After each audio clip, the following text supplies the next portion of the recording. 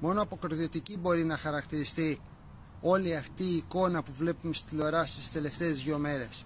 Ξυπνάτε ρε Έλληνες, και εγώ είμαστε από άκρη σ' άκρη. Μας έχουν βάλει φωτιά από παντού. Όλες οι γύρω περιοχές με παρόμοιο κλίμα με την Ελλάδα, κοντά στα σύνορά μας, Τουρκία, Σερβία, Σκόπια, Αλβανία, Βουλγαρία, ελάχιστες φωτιές. Ελάχιστες, και εμείς και εγώ είμαστε από άκρη σ' άκρη. Γιατί κάποιος τις βάζει.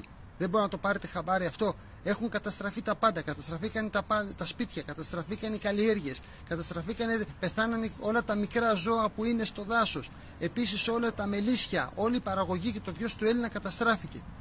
Επίσης κάτι περίεργο.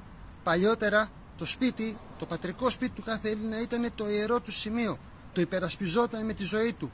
Τώρα έχουμε μια νέα κουλτούρα. 112, 2-3 αστυνομικούς, εκένωση και άστο το σπίτι να καεί μόνο του. Προσπάθησε, λέει, η πυροσβεστική, αλλά δεν τα κατάφερε. Πώς να τα καταφέρουν μόνοι τους, αν δεν πέσουμε όλοι πάνω στη φωτιά? Το θέμα είναι όμως ότι καλλιεργείται μια περίεργη κουλτούρα, ότι στην πρώτη ανάγκη φεύγουμε τρέχοντας. Και πολύ φοβάμαι, μην η πρώτη ανάγκη είναι μια εισβολή από την Τουρκία κάποια στιγμή και έχουμε συνηθίσει στην κουλτούρα 112, έρχεται ο εχθρός, φύγετε και κενώσετε τα πάντα και παραχωρήσετε τα πράγματα αμαχητή.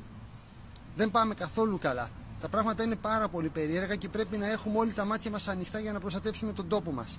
Βλέπετε ότι και εγώ είμαστε παντού. Δεν υπάρχει μέρος στην Ελλάδα το οποίο να μην έχει καεί. Και τα χειρότερα έρχονται. Γιατί μην ξεχνάτε ότι μετά τις φωτιές έρχονται οι βροχές του Σεπτεμβρίου. Και με όλη την Ελλάδα καμένη, εκεί να δείτε τι έχει να γίνει. Πρέπει όλοι να έχουμε τα μάτια μας ανοιχτά. Ξυπνάτε Έλληνες, δεν πάμε καλά.